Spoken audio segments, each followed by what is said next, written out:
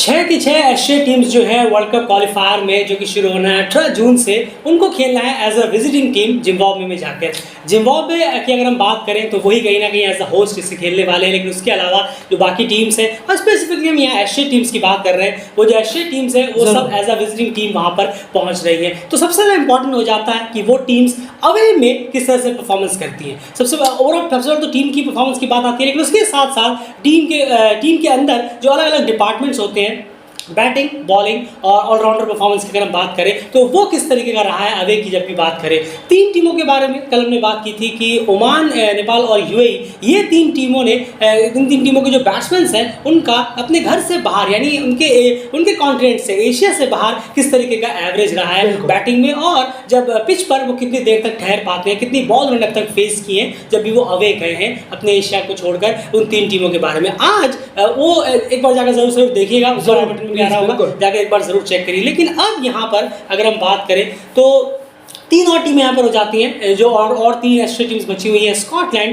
Netherlands और USA. तो अब यहाँ पर अगर इन दोनों की बात करें तो स्कॉटलैंड, नीदरलैंड यूरोप के बाहर और यूएसए जो है वो अमेरिका के बाहर। ये कॉन्टेक्स्ट हमने यहाँ पर रखा है कि उनके बैट्समैन का परफॉर्मेंस किस तरह से रहा है। सबसे पहले जाना चाहेंगे शुरुआत स्कॉटलैंड से करते हैं, जो काफ़ी एक्सपीरियंस टीम यहाँ पर नजर आ रही है। लेकिन एक इंपॉर्टेंट बात यह भी है कि उनके दो प्लेयर्स जो हैं जो पिछले वर्ल्ड कप क्वालिफायर में थे, इस बार वो यहाँ पर नहीं होंगे क्योंकि रिटायर हो चुके हैं। हम बात कर रहे हैं कैलम मैकलियोड और काइल कॉड्सन की। इसकी कमी बहुत ज़्यादा टीम को कमी खल सकती है, लेकिन उसके अलावा प्रेजेंट जो बैटिंग का उनका स्ट्रक्चर, जितने भी बैट्समैन हैं, स्क्वाड भी आ चुकी है, तो उसी लिहाज से देखें तो उन बैट्समैन का एवरेज वगैरह क्या कुछ कहता है, दो के पेयर में पिक करिए। ज़रूर देखिए, अगर हम बात करें, शुरुआत करें रिची वेलिंगटन से, तो उन्होंने 52 इनिंग अब तक बाहर खेली है अपने स्कॉटलैंड के। अगर हम बात करें यूरोप के, जी हाँ, और वहाँ पर उन्होंने 1644 रन बनाए हैं और साथ ही साथ 2290 बॉलें उन्होंने फेस की हैं। काफ़ी ज़्यादा बॉलें फेस हो जाती है। वहीं पर 34.98 तकरीबन 35 का उनका एवरेज है। बहुत शानदार वो खेलते हैं। अगर हम देखें बाहर, अगर आप उनका एवरेज देखेंगे 35 का है, और मिडिल ऑर्डर में आते हैं, एक रिलायबल बैट्समैन है, बहुत ज़बरदस्त, रन्स भी ढेरों किए हैं। वहीं पर सेकेंड बल्लेबाज हैं मैथ्यू क्रॉस, जी हाँ, ये भी बहुत एक्सपीरियंस है टीम के साथ, बहुत सालों से जुड़े हुए हैं। 50 इनिंग इन्होंने आउटसाइड यूरोप खेली हैं, और जिसमें कि 1171 रन, 1171 रन इन्होंने किए हैं, और 1600 बॉलें इन्होंने फेस किए हैं बाहर यूरोप के, और जिसमें कि 23.42 का इनका एवरेज है। बहुत ज़्यादा, आप कहना होगा कि एक एवरेज, आप एवरेज कह सकते हैं, जी हाँ, एवरेज है। बहुत ही इतना बेहतर नहीं है जिस तरीके के कैलिबर के ये बल्लेबाज हैं, बड़ी इनिंग खेलते हैं, अच्छे स्कोर हैं, अच्छे बैट्समैन हैं। ये एवरेज कहीं ना कहीं होना चाहिए था, जैसे कि रिची वेलिंगटन का है। बिल्कुल, तो यहाँ पे इतना क्लियर है कि मैथ्यू क्रॉस जैसे ही आउटसाइड यूरोप जाते हैं तो उतना परफॉर्मेंस उनका बेहतर निकलता नहीं है बल्ले से, क्योंकि 23 का एवरेज है। क्योंकि कहीं ना कहीं स्कॉटलैंड के किसी बैट्समैन का, वो भी इतने पुराने बैट्समैन का, बिल्कुल भी definitely up to the mark बिल्कुल भी आप नहीं कह सकते हो। और 23 का एवरेज तो किसी भी लेवल पर अप टू द मार्क नहीं है। तो मैथ्यू क्रॉस और स्कॉटलैंड जैसे टीम के पुराने प्लेयर्स पे तो बिल्कुल भी ये सूट करता भी नहीं है। खैर, उसके बाद अगले दो प्लेयर की यहाँ बात करें, जॉर्ज मन से 36 इनिंग्स उन्होंने आउटसाइड यूरोप अभी तक खेली हैं। ओडीआईज में आपको बता दें 1125 रन उन्होंने किए हैं, 1341 बॉल्स फेस किए हैं, और 38.79 का उनका एवरेज है, जो कि बहुत ही बेहतरीन एवरेज है। और ऊपर से इनका तो स्ट्राइक रेट भी बहुत ज़बरदस्त होगा। अगर स्ट्राइक रेट बात करते हैं, क्योंकि ओडीआई है तो स्ट्राइक रेट पे इतनी बात नहीं करेंगे, वो मैच के बाद जरूर करेंगे जब एनालाइज वगैरह करेंगे। उसके बाद माइकल लीस, 30 इनिंग्स उन्होंने आउटसाइड यूरोप अभी तक खेली है, 614 रन उन्होंने अब तक बनाए हैं, 555 बॉल फेस किए और 25.58 का एवरेज आ रहा है। थोड़ा डाउन में नीचे जरूर आते हैं, लेकिन फिर भी ये 25 का एवरेज से मेरे ख्याल से थोड़ा सा और है, बेहतर होना चाहिए था, कम से कम 30-32 नहीं जरूर होना चाहिए। देखिए, अब उन पर एक जो नीचे आते हैं, जिस तरीके से आरिफ शेख आते हैं, तो आप कह सकते हैं कि 27, 28, 29 तक का, आप 30 तक का, आपने सही कहा, 30 तक का एवरेज एक बेहतर रहता। 25, 26, 24 ये थोड़ा सा दिखा भी कम रहा है कि आप थोड़ा लंबा वक्त थोड़ा सा जाते कम है। लेकिन माइकल लीस बहुत क्वालिटी ऑलराउंडर है, बड़ी इनिंग भी, पार्टनरशिप भी, स्मॉल इनिंग भी, तेज भी, वो सब खेल सकते हैं। पर ये एवरेज कहीं ना कहीं आपके डाउन ऑर्डर को देखकर थोड़ा लगता है कि चलिए कोई बात नहीं, आप और बेहतर करिए, कम से कम 30 तक इसे पहुंचाने की कोशिश जरूर करें। बिल्कुल 30 इनिंग्स जो हमने खेली हैं आउटसाइड यूरोप, उसमें से 555 बॉल उन्होंने फेस की, उसमें 614 रन बनाए हैं, तो यानी 100 से ऊपर की स्ट्राइक रेट हो जाती है। तो इससे पता चलता है कि वो स्ट्राइक रेट भी कितनी तेजी से मेंटेन करते हैं, रन कितनी तेजी से करते हैं, और साथ साथ में उन्होंने स्कोर्स भी किए हैं। बस एवरेज को थोड़ा और बेहतर करने की जरूरत है। वहीं लास्ट 2 पेयर्स अगर हम स्कॉटलैंड की बात करें, Chris McBride 8 innings outside Europe ODIs में 223 रन, 304 बॉल फेस, 31.86 का एवरेज। चलिए अभी नए नए आए हैं, उस हिसाब से 31 का एवरेज ठीक है, बस ये एवरेज मेंटेन कितना रहेगा ये देखने वाली बात है। शुरू में तो हम बहुत देखते हैं बहुत सारे प्लेयर्स के शुरू में 150 का एवरेज, 100 का एवरेज, 80 का, 70 का, 50 का, लेकिन धीरे धीरे कैसे, लेकिन स्कॉटलैंड के प्लेयर्स हैं तो यानी स्कॉटलैंड के जो गोडाउन होता है, यानी कि जो डोमेस्टिक होता है, ए साइड, बी साइड, सी साइड, बहुत स्ट्रॉन्ग प्लेयर्स बन के निकलते हैं। तो उम्मीद है कि भी one of the best players में से आगे निकल में देखने में मिल सकते हैं। वही ब्रेंडन मैकमिलन 6 इनिंग्स, बहुत ही नए आए हैं अभी, ऑलरेडी एस्ट्रेट प्लेयर ऑफ द वीक भी हमारे ऑलरेडी एक बार बन चुके हैं क्रिकेट के। 6 इनिंग्स, 176 रन, 226 बॉल फेस और 44 का इनका एवरेज। बाकी प्लेयर्स में सबसे बेहतरीन एवरेज है, लेकिन वही अभी सिर्फ 6 इनिंग्स हुई है, इसीलिए आप ऐसा नहीं कह सकते कि इनकी 40 इनिंग है तो 40 का एवरेज है तो इनको हम सबसे ऊपर रखें, लेकिन इनिंग सिर्फ 6 हुई है। अभी देखना होगा किस तरह से और करते हैं, लेकिन एक प्रॉमिसिंग ऑलराउंडर जरूर नजर आते हैं, विकेट्स भी निकालते हैं और साथ साथ में रन्स भी इन्होंने अपनी टीम के लिए करते जरूर हैं। तो ये कहीं ना कहीं स्कॉटलैंड के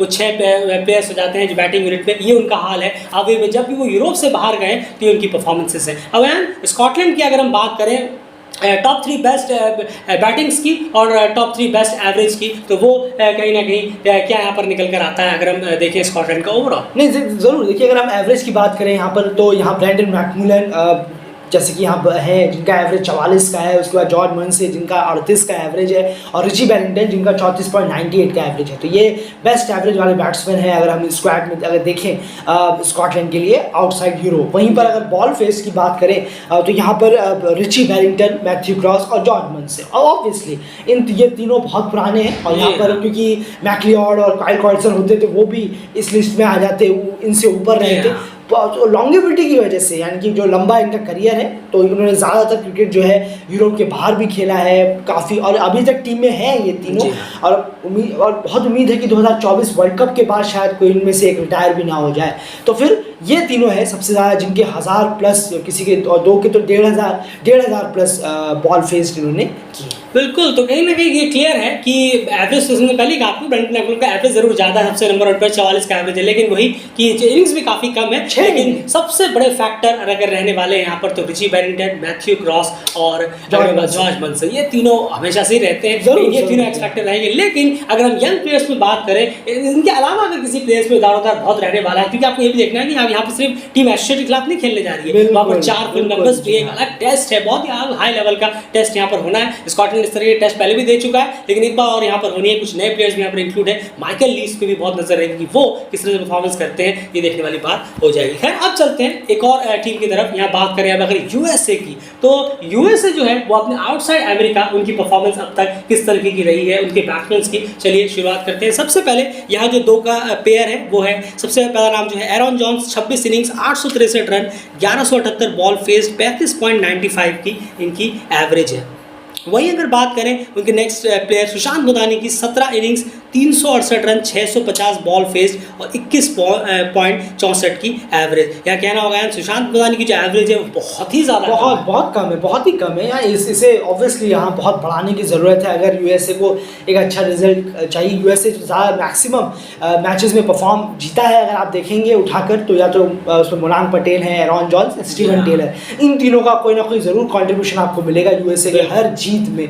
तो इससे पता चलता है कितनी ज़्यादा उन पर डिपेंड है, तो ज़रूर बढ़ाने की ज़रूरत है। एक बैट्समैन होने के नाते तो आपको 35 तक जाना ज़रूर चाहिए। ज़रूर चाहिए। उसके बाद अगर अगले 2 पेयर की यहाँ बात करें यूएसए के लिए, इन 2 पेयर्स के बाद, तो वो कहीं ना कहीं आ जाते हैं। अगले 2 नाम सबसे इसमें है Gajanan Singh, 18 innings, 546 run, 706 ball face और 34.12 का इनका एवरेज है, क्योंकि काफ़ी बेहतर है। क्योंकि थोड़ा नीचे भी आते हैं तो हिसाब से 34 का एवरेज इन्होंने काफ़ी अच्छा। और आपको बता दें ये सब आउटसाइड यूएसए की हम बात कर रहे हैं, आउटसाइड अपने इनके कॉन्टिनेंट के अमेरिका के। उसके बाद साई तेजा मुकाबला 8 इनिंग्स 224 रन 311 बॉल फेस्ड और 37.33 की अच्छा, इनकी एवरेज बहुत रही है, अच्छा। जो कि काफ़ी बेहतर रही है। अभी नए नए आए हैं और अभी 100 भी उन्होंने लगाया था, लेकिन उसके अलावा जो इनका एवरेज है वो काफ़ी शानदार है। नहीं ज़रूर। और अब अगले प्लेयर की, जी हाँ, और अब नेक्स्ट अगर हम प्लेयर Yeah. देखें तो यहाँ पर अब कप्तान की बारी आ जाती है, मुनान पटेल। जी हाँ, जो कि टीम के कैप्टन भी है। 31 इनिंग उन्होंने खेली, 857 रन उन्होंने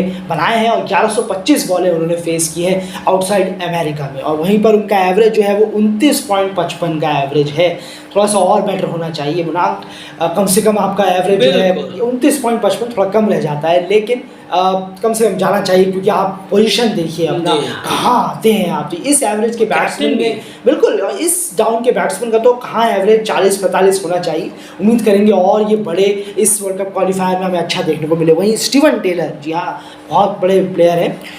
28 इनिंग में 749 रन 933 बॉलें फेस किए इन्होंने, और साथ ही साथ 26.75 का उनका एवरेज। जी हाँ, बहुत ही कम ये एवरेज रह जाता है। बहुत तो ही यूएसए के काफ़ी प्लेयरों का एवरेज हमने देखा अंडर 30 है, तो ये जी। बहुत कम है। आप पोजीशन तो देखिए, आप लोअर ऑर्डर के 6-7वें नंबर वाले बल्लेबाज नहीं है, आप बिल्कुल तीसरे सही। चौथे नंबर के बल्लेबाज हैं, या तो ओपनिंग करते हैं या वन डाउन आते हैं। इस तरीके का एवरेज नहीं, बिल्कुल नहीं, ये बढ़ाने की ज़रूरत है, बहुत बहुत बेहतर करने की ज़रूरत है। बिल्कुल। तो यहाँ पर अगर अब बात करें उनके, अगर यूएसए के टॉप 3 बेस्ट बैटिंग एवरेज की और टॉप 3 मोस्ट बॉल फेस्ड की, वो लिस्ट क्या कहती है? नहीं ज़रूर, आप बात करें देखिए बेस्ट एवरेज की, तो यहाँ साई मुकाबला, जी हाँ, जिनका बहुत बेहतरीन एवरेज है जैसे हमने आपको बताया। वहीं एरॉन जॉन्स और गजानन सिंह, तो ये 3 प्लेयर हैं जिनका एवरेज है, हाँ, जैसे कि आप स्क्रीन पे भी देख पा रहे हैं। ज़रूर, क्योंकि जिनका एवरेज बहुत बेहतर है अपने टीममेट्स के मुकाबले। वहीं पर अगर हम बॉल फेस की बात करें तो एरॉन जॉन्स, मुनान पटेल और स्टीवन टेलर, देख लीजिए वही 3 प्लेयर जो इस टीम के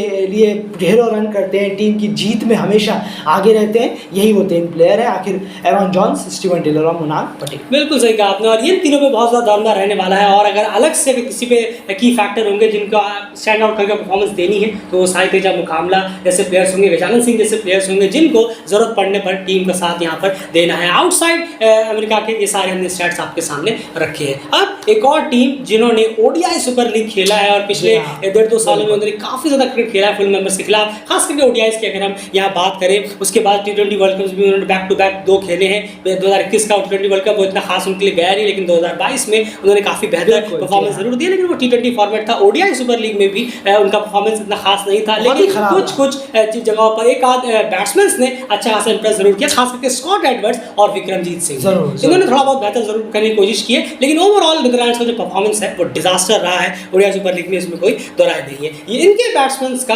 हाल आउटसाइड यूरोप क्या कहता है? ज़रूर, अब बात करें विक्रमजीत सिंह, जी हाँ, जो कि उनके ओपनर भी हैं। 8 इनिंग में 190 रन इन्होंने किए, 285 बॉलें इन्होंने फेस की और एवरेज 23.75 23.75 का एवरेज है। जाहिर सी बात है, जिस तरीके के प्लेयर हैं, ये एवरेज अगर आप और ये सारे मैच फुल मेंबर्स के खिलाफ, ज़रूर, बिल्कुल सही कहा आपने। तो ये अपने उनके घर में ये और ज़्यादा डिफिकल्ट बना देता है ये कि उनके खिलाफ एवरेज उठाना, लेकिन फिर भी थोड़ा सा एवरेज और बेहतर यहाँ पर होना चाहिए था। यहाँ पर आप एक बेहतर ओपनिंग आते हैं, तो यहाँ पर उम्मीद करेंगे कि आप और लंबा जाएँ, थोड़ा सा बेहतर एवरेज हो। ये बेहतर एवरेज तो कहीं से नहीं लग रहा है, थोड़ा सा और बढ़ाने की इसे ज़रूरत है। वहीं पर सेकंड प्लेयर की बात करें, तेजा निदामनरू, जी हाँ, 4 इनिंग 176 रन 198 बॉल इन्होंने फेस किया और इनका एवरेज 58.65, बहुत जल्दी है, 4 इनिंग खेली है। और एक तो सेंचुरी थी अभी जिम्बाब्वे, जी हाँ, बहुत बेहतरीन शतक मारा था इन्होंने, और उसमें 58 का एवरेज है। लेकिन बात ज़रूर बाद में करेंगे जब आप और थोड़ा सा आपका करियर जो है वो लंबा खींचेगा। बिल्कुल, और एक इंपॉर्टेंट बात यह भी है कि फुल मेंबर और एसोसिएट हो कि यहाँ पे भी आपको 2 मैचेस तो मैंडेटरी फुल मेंबर के खिलाफ खेलने ही खेलने हैं, क्योंकि 2 ग्रुप में जब टीम्स बटेंगी तो हर ग्रुप में 2 फुल मेंबर्स तो होने ही, यानी 2 मैच आपको फुल मेंबर के खिलाफ खेलने ही खेलने हैं। तो इसीलिए आपका टेस्ट और बार जो है वो काफ़ी हाई होना चाहिए। इसीलिए हम आपके सामने कह रहे हैं कि ये कोई एसोसिएट का टूर्नामेंट नहीं हो रहा कि चलिए हाँ 4-5 एसोसिएट टीम्स ही हैं तो कहीं ना कहीं चल जाएगा काम। यहाँ पर आपका टेस्ट जो है वो 4 फुल मेंबर्स देनी है, और आपको ही पता है कि उन 4 फुल मेंबर्स ही सबसे बड़ी बाधा है कि अगर कोई एसोसिएट टीम वर्ल्ड कप 2023 के लिए क्वालिफाई करेगी या नहीं, उसके लिए जो रोड़ा है वो 4 फुल मेंबर्स ही कहीं ना कहीं लगाने वाले हैं, तो उनके खिलाफ ही टेस्ट होना है। उसके बाद अगले 2 players, Tom Cooper 10 innings 303 run 418 ball faced 33.67 की उनकी एवरेज रही है। आउटसाइड यूरोप उन्होंने सिर्फ 10 ही इनिंग्स अभी तक खेली है, लेकिन उसमें चलिए 34 के आसपास का उनका एवरेज है, ठीक है। बेहतर है। वेस्ले बैरेसी जो अभी रिसेंटली साउथ अफ्रीका के खिलाफ उन्हें खिलाया गया था 2 मैचेस में, 14 इनिंग्स उन्होंने आउटसाइड यूरोप अभी तक खेली है, 416 रन, 550 बॉल फेज, 34.67 की उनकी एवरेज है। ये भी एवरेज काफ़ी बेहतर है। इनसे भी नीदरलैंड्स काफ़ी उम्मीद लगाए बैठेगा अगर ये स्क्वाड में होते हैं, जो कि उम्मीद पूरी है कि स्क्वाड में जरूर होगी। लास्ट 2 प्लेयर्स नीदरलैंड्स के लिए जो यहाँ पर निकल कर आते हैं वो कौन से हैं और उनके स्टैट्स जो है आउटसाइड यूरोप ओडीआईज में क्या कुछ बयान करें? नहीं जरूर, देखिए अब बात करें कप्तान की, स्कॉट एडवर्ड्स की। जी हाँ, आखिर उनका हाल क्या है आउटसाइड यूरोप। 11 इनिंग उन्होंने खेली, 348 रन उन्होंने बनाए हैं और 423 बॉलें उन्होंने फेस की है और बहुत बॉलें हैं, काफ़ी अच्छी बॉलें हैं। और साथ ही साथ 31.64 का उनका एवरेज है। थोड़ा सा और बेटर करने की ज़रूरत है, थोड़ा सा यहाँ बेटर अगर हो जाए तो बेहतर होगा। ये भी बहुत अच्छा है, इसमें कोई दौराई नहीं है। काफ़ी अच्छा क्रिकेट खेले हैं, काफ़ी टफ क्रिकेट नीदरलैंड ने खेला है, उसके मुताबिक बहुत अच्छा है और बस थोड़ा सा इसमें एड ऑन हम होता हुआ देखना चाहेंगे। वहीं पर मैक्सवेल आउट, जी हाँ, बहुत ज़बरदस्त बैट्समैन है। 9 इनिंग में 233 रन, 319 बॉलें इन्होंने फेस की है और वहीं पर इनका एवरेज 29.13 का हो जाता है। यानी कि दोनों ओपनर्स अगर आप देखेंगे तो थोड़ा सा कच्चे पक्के वाला हिसाब है यहाँ पर कि इतने ज़्यादा भरोसेमंद ओपनर्स, यानी स्टार्ट मिलता है खो देते हैं। बस ये आपने सही कहा। जी हाँ, ये करेक्ट है, स्टार्ट मिलता है लेकिन उसे खो देते हैं और हम देखते भी हैं 60-70 पे अगर 0 है तो अचानक से 80-85 पे 2 या 3 विकेट लिखे आ जाते हैं। बिल्कुल सही कहा। तो ये गेम है, थोड़ा सा इसे अपने आप को बेटर करने की ज़रूरत है। अगर आपको एक बड़े रिजल्ट चाहिए तो इस एवरेज से उठना होगा, थोड़ा लॉन्ग बैटिंग करनी है। बिल्कुल। और जिस तरह से कम 20 से 25 मैचेस नीदरलैंड ने खेले हैं फुल मेंबर्स के खिलाफ अभी रिसेंटली, और ये सब जो ज़्यादातर आपने नीदरलैंड्स के जो स्टैट्स देखे ये ज़्यादातर ऐसा नहीं कि सारे के सारे, लेकिन कुछ इसमें इनिंग्स जो है वो फुल मेंबर्स के खिलाफ भी ज़्यादातर आ जाती हैं, क्योंकि 20-25 मैच तो पिछले उनके फुल मेंबर्स के खिलाफ ही ज़्यादातर हुए हैं ओडीआईस की अगर हम बात करें तो इसलिए फैक्टर जाता है। बस देखना होगा ये फिर एशेट्स के सामने किस तरह से परफॉर्मेंस करते हैं, क्योंकि वहाँ पर कोई बहाना नहीं बचेगा, वहाँ पर कोई एक्सक्यूज़ नहीं बचेगा, क्योंकि आपको फुल मेंबर्स के खिलाफ मैचेस मिले थे, वहाँ पर आपने टफ क्रिकेट खेला, तो अब बारी है कि एशेट्स के खिलाफ भी दिखाएं और साथ साथ में फुल मेंबर्स के खिलाफ भी दिखाएं, क्योंकि जो 4 फुल मेंबर्स यहाँ पर खेलने वाली है लगभग उनके साथ उन्होंने मैचेस खेले हैं। तो ऐसा नहीं कि वो बिल्कुल ही नए प्लेयर आ रहे हैं उनके सामने कि भैया कौन है क्या है, ऐसा नहीं है। अगर हम बात करें जिम्बाब्वे, उनके खिलाफ उन्होंने अभी रिसेंटली मैच खेला। उसके बाद बात करें वेस्ट इंडीज़, उनके खिलाफ भी उन्होंने मैचेस खेले थे ओडीआई सुपर लीग में, जहाँ पर 3-0 से वो हारे थे अपने ही घर में, शायद जितना मुझे याद है, जी हाँ अपने घर में। उसके बाद बात करें आयरलैंड से भी उन्होंने काफ़ी मैचेस खेले हैं, ऐसे नहीं आयरलैंड की कोई श्रीलंका ही बची, बस एक श्रीलंका ही बची है जहाँ पर उन्होंने मैचेस इतने ज़्यादा नहीं खेले, बस वही कहीं ना कहीं टेस्ट जरूर होगा, बाकी देखना होगा। खैर, और नीदरलैंड्स के लिए टॉप 3 बेस्ट बैटिंग एवरेज और मोस्ट बॉल फेस्ड की लिस्ट क्या कहते हैं? जरूर, अगर बात करें बेस्ट एवरेज की तो वेस्ले बैरेसी, जी हाँ, और उसके बाद टॉम कूपर, स्कॉट एडवर्ड्स, जैसे कि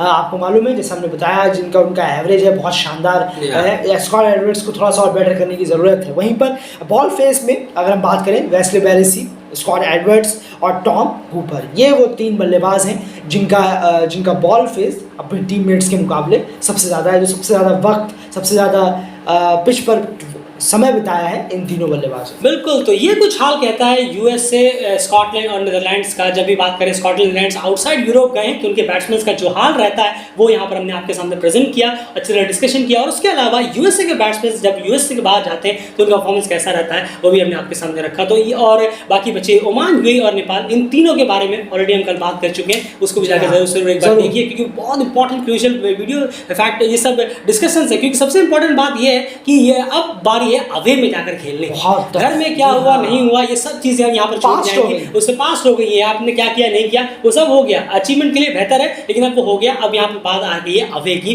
और अभी लंबा वक्त जो है अवे में ही कहीं ना कहीं बिताना है। तो ये यहाँ पर एक बहुत बड़ा रियल टेस्ट शुरू होने वाला है इन 6 टीम्स का भी।